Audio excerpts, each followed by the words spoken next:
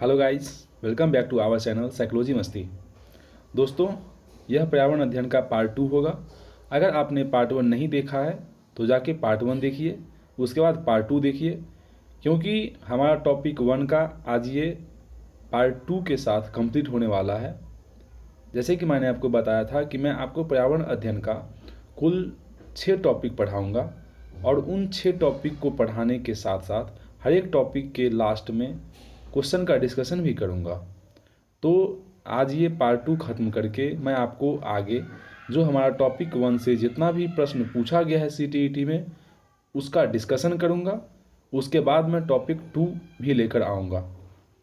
दोस्तों, इस पार्ट 2 में हम पढ़ने वाले हैं जानवर और पक्षी के बारे में।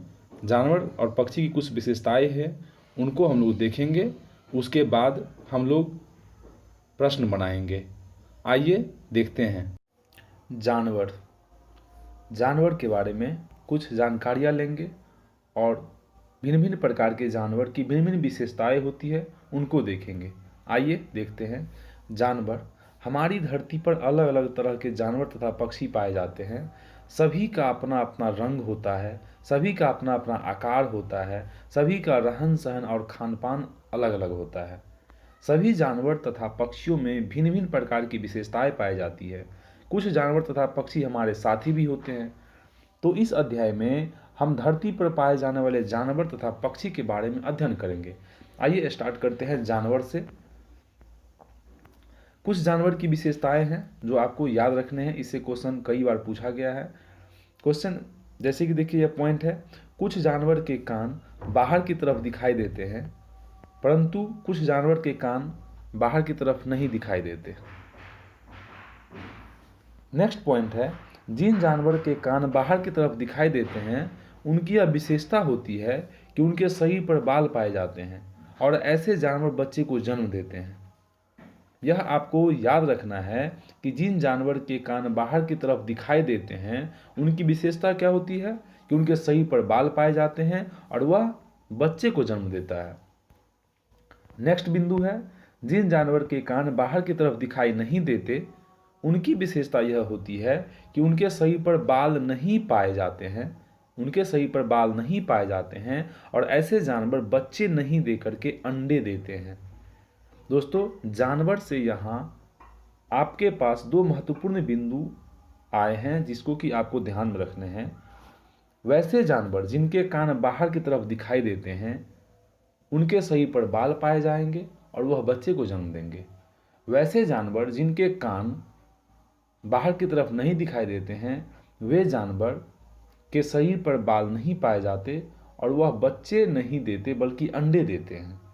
इसे क्वेश्चन भिन्न भिन्न प्रकार से घुमा करके पूछा जा सकता है, आप इनको ध्यान में रखेंगे। हम अपने दूसरे बिंदु की तरफ बढ़ते हैं, हाथी के बारे में। हाथी के बारे में देखिए क्या सब दिया हुआ है। एक बड़े हाथी में निम्नलिखित विशेषताएं पाई जाती है। वह एक दिन में 100 किलोग्राम से ज़्यादा पत्ते और झाड़ियाँ खा जाता है। हाथी, जो बड़ा हाथी होता है, उनकी विशेषताएं हैं, एक दिन में 100 किलोग्राम से ज़्यादा पत्ते और झाड़ियाँ खा जाता है। हाथी बहुत कम आराम करता है और एक बड़ा हाथी एक दिन में केवल 2 से 4 घंटा सोता है। जो महत्वपूर्ण बिंदु है उसको मैं अंडरलाइन कर दे रहा हूँ। एक बड़ा हाथी एक दिन में 100 किलो से ज़्यादा पत्ते और झाड़ियाँ खा लेते हैं। एक बड़ा हाथी एक दिन में केवल 2 से 4 घंटा सोता है। नेक्स्ट है, हाथी को पानी और कीचड़ से खेलना पसंद है। इसकी वजह से उनके शरीर को ठंडक पहुंचती है। हाथी के कान पंखे की तरह होते हैं। जब उसे गर्मी लगती है तो वह अपने कान हिलाकर हवा कर लेता है जिससे उसे शरीर को ठंडक पहुंचती है। नेक्स्ट बिंदु है, हाथी से रिलेटेड है। 3 महीने के हाथी का वजन 200 किलोग्राम अथवा 2 क्विंटल होता है। जो हाथी 3 महीने का होता है उनका वजन 200 किलोग्राम अथवा 2 क्विंटल होता है। नेक्स्ट है, हाथियों के झुंड की एक खास विशेषता है कि इनके झुंड में केवल हथिनियाँ और बच्चे ही रहते हैं। हाथी का जो झुंड होता है उनमें हथिनियाँ होती है, हथिनियाँ और उनके बच्चे ही रहते हैं। इस झुंड की सबसे बुजुर्ग हथिनी ही इनके पूरे झुंड की नेता होती है। झुंड में केवल 10 से 12 हथिनियां और बच्चे ही पाए जाते हैं। हाथी केवल 14 से 15 साल तक ही इस झुंड में रहेंगे, फिर इसके बाद वे झुंड को छोड़कर चले जाएंगे और अकेले रहेंगे। दोस्तों, इतनी जानकारियाँ आपको हाथी के बारे में मैंने बताया। सीटेट में इन प्रश्नों को घुमा घुमा करके कई बार पूछा गया है। आपको इन बिंदुओं में से कोई एक बिंदु ला के रख देता है और उन्हीं से क्वेश्चन बना लिए जाते हैं। तो आपको मैं एक ब्रीफ में समझा दूं कि हाथी की विशेषताएं। जो बड़ा हाथी होता है वह एक दिन में 100 किलोग्राम से अधिक पत्ते और झाड़ियाँ खा लेता है। छोटा हाथी जो होता है 3 महीने का, उसका वजन लगभग 2 क्विंटल होता है। उसके बाद हाथी का एक अपना झुंड होता है और उस झुंड की विशेषता यह होती है कि उनके झुंड में केवल हथिनियां और उनके बच्चे रहते हैं। और उस झुंड में जो सबसे बुजुर्ग हथिनी होती है वह झुंड की नेता होती है। झुंड में केवल 10 से 12 हथिनियां और बच्चे ही पाए जाते हैं। झुंड का मतलब दोस्तों ये भी नहीं होता कि बहुत सारे हाथी एक साथ होंगे। उसके झुंड में केवल 10 से 12 हथिनियां ही और बच्चे पाए जाते हैं। नेक्स्ट देखिए, मधुमक्खी के बारे में है। मधुमक्खी की तरह चींटियां, दीमक और तैतैये भी एक साथ समूह में रहना पसंद करते हैं। अर्थात यह आप समझ लीजिए कि मधुमक्खी हमेशा समूह में रहती है। मधुमक्खी के साथ साथ चींटी, दीमक और ततैये भी एक साथ समूह में रहना पसंद करते हैं। नेक्स्ट बिंदु है, गाय के आगे के दांत पत्तों को काटने के लिए होता है और ये दांत छोटे होते हैं। गाय के आगे के दांत पत्तों को काटने के लिए होते हैं और ये दांत छोटे होते हैं। घास को चबाने के लिए गाय पीछे के दांत का प्रयोग करती है और ये पीछे वाले दांत चपटे तथा बड़े होते हैं। गाय के आगे के दांत किस प्रकार के होते हैं? छोटे होते हैं, जो कि पत्तों को काटने का काम करता है। और गाय के पीछे का दांत चपटा तथा बड़ा होता है, जो कि घास को चबाने का काम करता है। नेक्स्ट बिंदु है हमारा बिल्ली के बारे में। बिल्ली अपने दांत का प्रयोग मांस फाड़ने और काटने के लिए करती है। इसके दांत बड़े ही नुकीले होते हैं।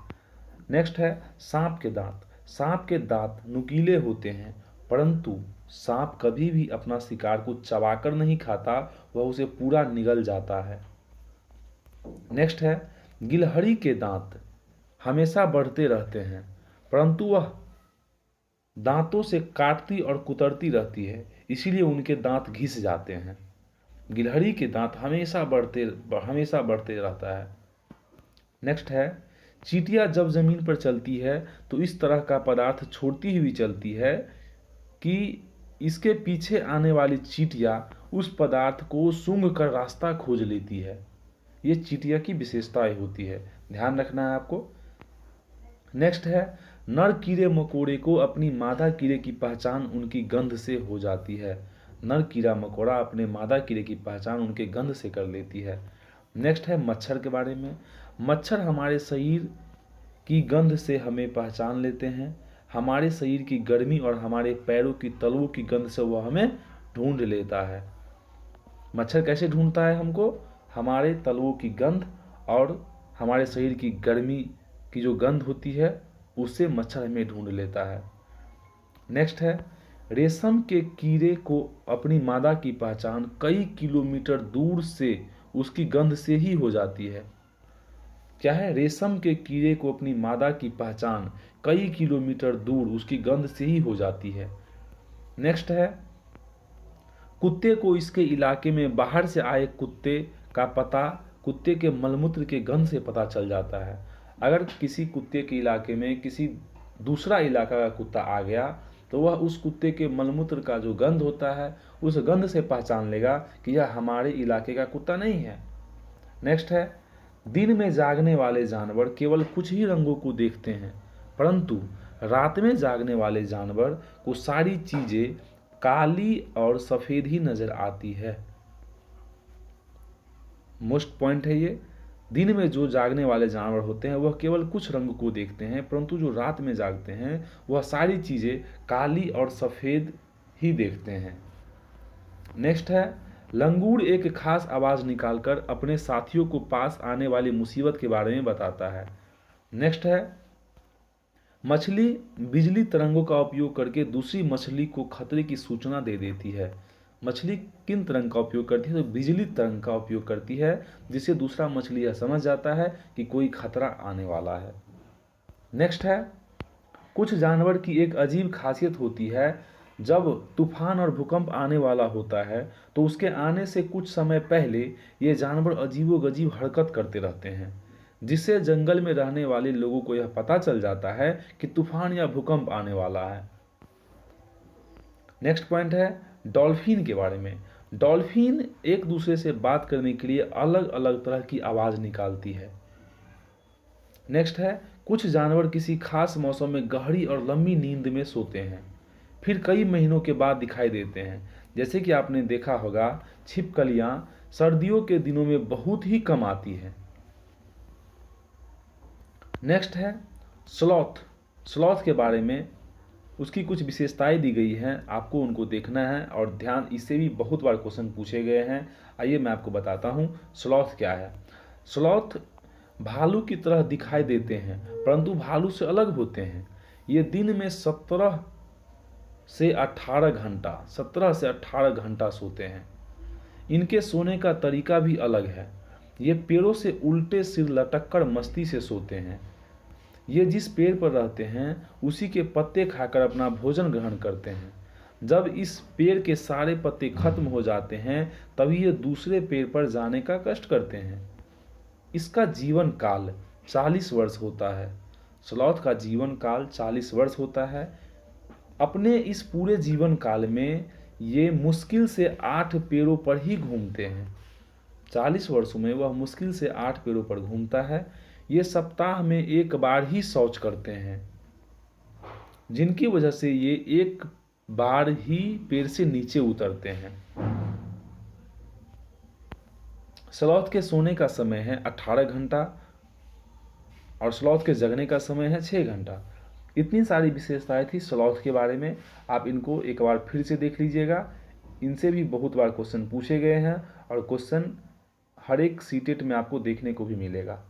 इसलिए जो स्लॉथ की विशेषताएं हैं आप उनको बार बार देख लीजिए। एक बार मैं आपको बता दूं, स्लॉथ भालू की तरह दिखता है लेकिन भालू होता नहीं है। स्लॉथ दिन में 17 से 18 घंटा सोता है और सोता भी है तो वो उल्टा लटक कर सोता है। उनका पूरा जीवन काल 40 वर्ष का होता है। इस 40 वर्ष में वह मुश्किल से 7 से 8 पेड़ों पर घूमता है और सप्ताह में यह एक बार ही शौच करता है। नेक्स्ट है बाघ के बारे में। देखिए, बाघ की अंधेरे में देखने की क्षमता हमसे 6 गुना ज़्यादा है। बाघ अंधेरे में हम मानव जाति से 6 गुना ज़्यादा देखता है, उनकी क्षमता अधिक है। बाघ की मूंछें अंधेरे में रास्ते ढूंढने में इनकी मदद करती है। बाघ की मूंछें अंधेरे में उनको रास्ते ढूंढने में मदद करती है। उनकी अपनी मूंछों से हवा में होने वाले कंपन का पता चल जाता है, जिससे ये शिकार की बिल्कुल सही स्थिति को पहचान लेते हैं। नेक्स्ट है बाघ के बारे में। बाघ अपने इलाके में मूत्र की गंध छोड़ देते हैं। एक बाघ अन्य बाघ के मूत्र की गंध को आराम से पहचान सकता है। जैसे कि हमने कुत्ता के बारे में पढ़ा था कि कुत्ता भी अपने इलाके में दूसरा कुत्ता अगर कोई आता है उसके इलाके में तो उसके मूत्र की गंध से उसे पहचान लेता है। ठीक इसी प्रकार बाघ का भी ये कंडीशन है। नेक्स्ट है बाघ के बारे में। बाघ अलग अलग मौक़ों पर अलग अलग तरह की आवाज़ निकालता है। जब वह गुस्सा हो जाता है तो अलग आवाज़ निकालता है और जब उसे अपनी बाघिन को बुलाना होता है तो अलग प्रकार से आवाज़ निकालता है। बाघ जब गुर्राता है तो उसका गुर्राना करीब 3 किलोमीटर तक सुनाई देता है। बाघ के बारे में आप ये डाटा याद रखिएगा कि बाघ अंधेरे में हमसे 6 गुना ज़्यादा दूरी तक देखता है। बाघ जब गुर्राता है तो उसका गुर्राना 3 किलोमीटर तक सुनाई देता है। ये कुछ डाटा थी। आइए नेक्स्ट देखते हैं। बाघ के ही बारे में है। हवा से जब पत्ते हिलते हैं और शिकार की वजह से जब झाड़ियों में आवाज़ होती है, इन दोनों आवाज़ में हुए अंतर को बाघ बहुत आसानी से पहचान लेता है कि यह जो पत्ता हिला है वह हवा से हिला है या फिर वहाँ पे कोई शिकारी है। बाघ के दोनों कान अलग अलग दिशाओं में बहुत ज़्यादा घूमते हैं, जिससे उसके दोनों कान बाहर की आवाज़ इकट्ठा कर लेते हैं। नेक्स्ट है हाथी के बारे में। हाथी को उसके दांतों, गैंडे को सींग, शेर, मगरमच्छ और सांप को उनकी खाल और कस्तूरी हिरण को खुशबू के लिए मारते हैं। इससे आपको 4-5 क्वेश्चन देखने को मिलेंगे। हाथी को किस लिए मारा जाता है? तो हाथी को उसकी दांतों के लिए मारा जाता है, गैंडों को उनका सींग के लिए, शेर, मगरमच्छ और सांप को उनकी खाल और कस्तूरी हिरण को थोड़ी सी खुशबू के लिए मार देते हैं। नेक्स्ट है, हमारे देश में केवल 4 तरह के सांप जहरीले होते हैं। उन सांप का नाम है नाग, करैत, दुबैया, अफाई। दोस्तों ये सारी डाटा आपको जानवर से संबंधित थी। अगर आप इतना डाटा याद कर लेते हैं तो सीटेट में आने वाला अगर कोई भी क्वेश्चन जानवर से संबंधित पूछेगा तो इससे ज़्यादा नहीं आने वाला है। आप इसको एक बार और देख लीजिएगा जिससे कि आपको याद हो जाए। नेक्स्ट हम पक्षी के बारे में बताएंगे, कुछ पक्षी की विशेषताएं देखते हैं, ठीक उसी प्रकार जैसे हमने जानवर के बारे में देखा। आइए पक्षी के बारे में जानते हैं। पक्षियों के कान दिखाई नहीं देते, इनके सिर के दोनों तरफ छोटे छोटे छेद पाए जाते हैं। ये हमेशा पंखों से ढके होते हैं। ये छेद ही पक्षी को सुनने में मदद करते हैं। आपने भी देखा होगा, पक्षी का कभी कान थोड़ी ना देखा होगा, उनके कान के पास में थोड़ा थोड़ा छेद होता है जो कि उनका जो पंख होता है उससे ढका हुआ रहता है। नेक्स्ट है, अधिकतर पक्षियों की आंख उनके सिर के दोनों ओर पाई जाती है। पक्षी एक ही समय में 2 भिन्न भिन्न चीज़ों को देख सकता है। जब पक्षी बिल्कुल सामने देखता है तो उनकी आंखें एक ही चीज़ पर अटकी होती है। जब पक्षी ठीक सामने देखता है तो उनकी आंखें उस चीज़ पर बिल्कुल अटकी हुई होती है। नेक्स्ट है, कुछ पक्षियों की गर्दन बहुत ज़्यादा हिलती रहती है। अधिकतर पक्षियों की आंखों की पुतली घूम नहीं सकती, इसीलिए वे अपनी गर्दन को घुमाकर ही आसपास की चीज़ों को देखते हैं। ये जितने भी बिंदु है उन्हीं बिंदु से क्वेश्चन बनाए जाते हैं, आप इनको याद कर ही लीजिएगा। वैसे जैसे ये मेरा वीडियो ख़त्म होता है मैं इस टॉपिक से जितना भी प्रश्न पूछा गया है उनको लेकर आऊँगा और आपको पता चलेगा कि किस प्रकार से प्रश्न पूछे जाते हैं। आप इस बिंदु को देखिए, उसके बाद मैं आपके सामने इस वीडियो को ख़त्म होते ही एक क्वेश्चन का सीरीज लाऊंगा और जिससे कि आपका पूरा क्लियर हो जाएगा कि हाँ इस प्रकार से मुझे पॉइंट को याद रखने हैं। मैंने सिर्फ महत्वपूर्ण बिंदु को ही इस वीडियो में लिखा है। कुछ पक्षियों की गर्दन बहुत ज़्यादा हिलती रहती है। अधिकतर पक्षियों की आंखों की पुतली घूम नहीं सकती, इसीलिए वे अपनी गर्दन को घुमाकर ही आसपास की चीज़ों को देखते हैं। नेक्स्ट है, पक्षियों की जब दोनों आंखें एक ही चीज़ पर टिकी होती है तो उन्हें इस चीज़ की दूरी का पता चलता है, और जब अलग अलग चीज़ों पर टिकी होती है तो उनका देखने का दायरा बढ़ता है। इम्पोर्टेंट है, जब पक्षी की आंखें एक ही चीज़ पर टिकी होती है तो उनसे क्या होता है, तो उस जो वस्तु होता है उनकी दूरी का पता चलता है, और जब अलग अलग चीज़ों पर टिकी होती है तो उनके देखने का दायरा बढ़ता है। इधर देखेगा उधर देखेगा, जिससे उसका देखने का दायरा बढ़ता जाता है। नेक्स्ट है, चील, बाज, गिद्ध ऐसे पक्षी हैं जिन्हें हमसे 4 गुना ज़्यादा दूर से दिखाई देता है। क्या है? चील, बाज, गिद्ध ऐसे पक्षी हैं जिन्हें हमसे 4 गुना ज़्यादा दूर से दिखाई देता है। जो चीज़ हम 2 मीटर से देख सकते हैं वह चीज़ ये पक्षी 8 मीटर की दूरी से देख सकते हैं। ये डाटा में आप कंफ्यूज हो सकते हैं, आपको मैं फिर से याद दिला दूं। बाघ के बारे में क्या था? बाघ के बारे में था कि बाघ अंधेरे में हमसे 6 गुना ज़्यादा दूरी देखते हैं।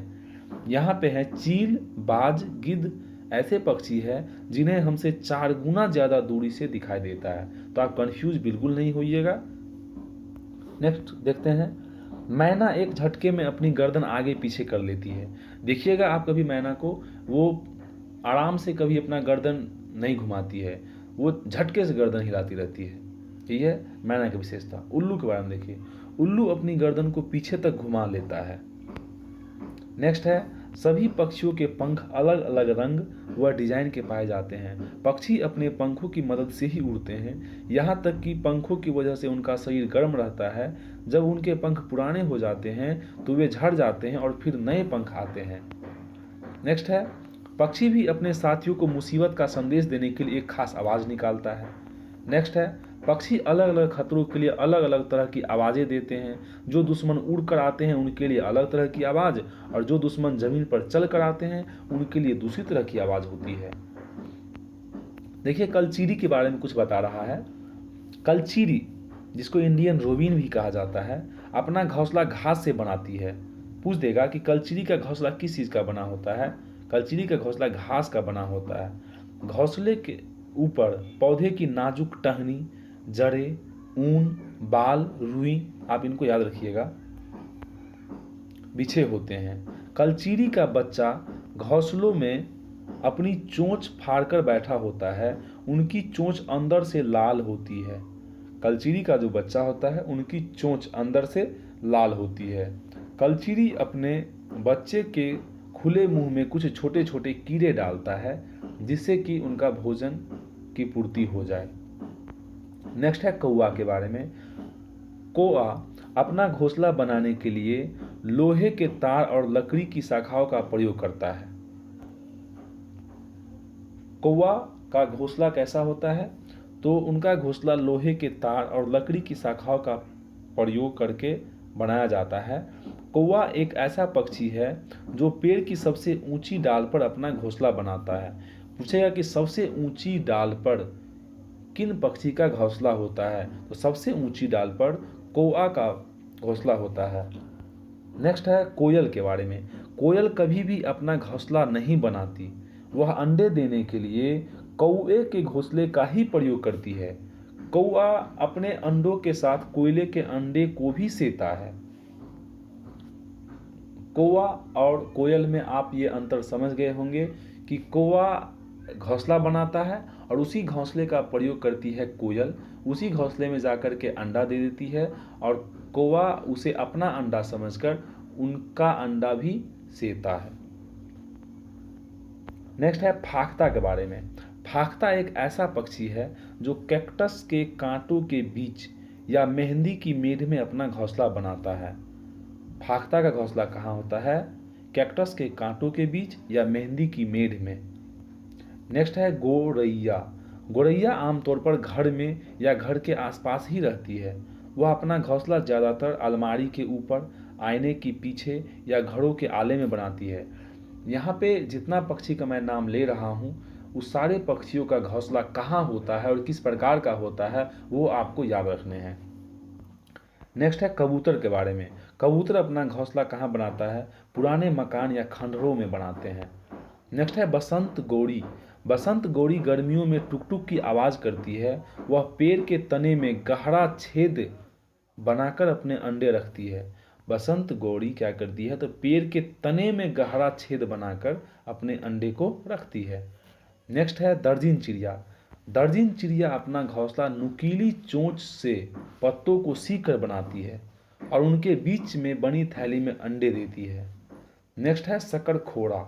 किसी छोटे पेड़ या झाड़ी की डाली पर शकरखोड़ा अपना एक लटकता हुआ घोंसला बनाता है। यह अपना घोंसला बाल, बारीक घास, पतली टहनी, सूखे पत्ते, रुई, पेड़ की छाल के टुकड़े और कपड़ों के चिथड़े से बनाते हैं। शकरखोड़ा का घोंसला। इसके अलावे ये अपने घोंसले में मकड़ी के जालों का भी इस्तेमाल करते हैं। यह पॉइंट बहुत ही महत्वपूर्ण है। पूछ दिया है कि मकड़ी के जाल का इस्तेमाल किन पक्षी के घोंसले में किया जाता है। इसका राइट आंसर क्या दीजिएगा आप लोग? शकरखोड़ा। नेक्स्ट है सभी नर वीवर पक्षी अपने घोंसले बनाते हैं। मादा वीवर पक्षी घोंसलों की देखरेख करती है और उन घोंसलों में जो घोंसला उसे सबसे अच्छा लगता है वह उसी में अंडे देती है। नेक्स्ट है कौवे, गिलहरी, बिल्ली और चूहे पक्षियों के दुश्मन हैं जो पक्षियों के अंडे चुराते हैं और कई बार उनके घोंसले भी तोड़ देते हैं। पक्षियों का अंडा चुराने का काम ये चारों करते हैं, कौवा, गिलहरी, बिल्ली और चूहा। नेक्स्ट है, घोंसले के बहुत ज़्यादा पास नहीं जाना चाहिए और उसे छूना भी नहीं चाहिए, क्योंकि अगर हमने उन्हें गलती से छू लिया तो पक्षी उस घोंसले में फिर दोबारा नहीं आते हैं। नेक्स्ट है, पक्षी अपने घोंसलों का इस्तेमाल अंडे देने के लिए करते हैं। जब अंडों में से बच्चे निकल जाते हैं तब वे उस घोंसले को छोड़कर कहीं और उड़ जाते हैं।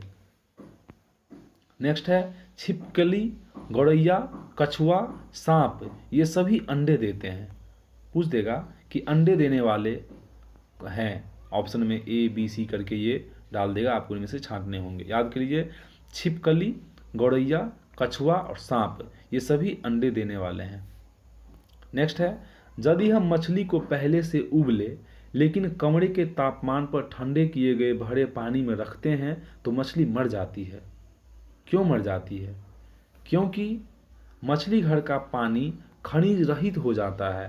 पानी को उबालने पर उनके सभी खनिज तत्व खत्म हो जाते हैं, जिस कारण से अगर हम उनमें मछली रखेंगे तो वह मछली उसमें मर जाएगी। दोस्तों, यह टॉपिक एक मैंने पूरा कंप्लीट कर लिया है। यहाँ पर इस टॉपिक से जो भी प्रश्न सीटेट में पूछे गए हैं या फिर जो भी प्रश्न बनते हैं वो मैं नेक्स्ट वीडियो में लाऊंगा। अगर आप इस थ्योरी को याद नहीं कर पाए हैं तो मेरा पार्ट 1 और पार्ट 2 दोनों देख लीजिए, जिससे कि आगे जो मैं प्रश्न लेकर आऊँगा वो आपको बनाने में बहुत ही सहायता होगी। मिलते हैं नेक्स्ट वीडियो में। धन्यवाद।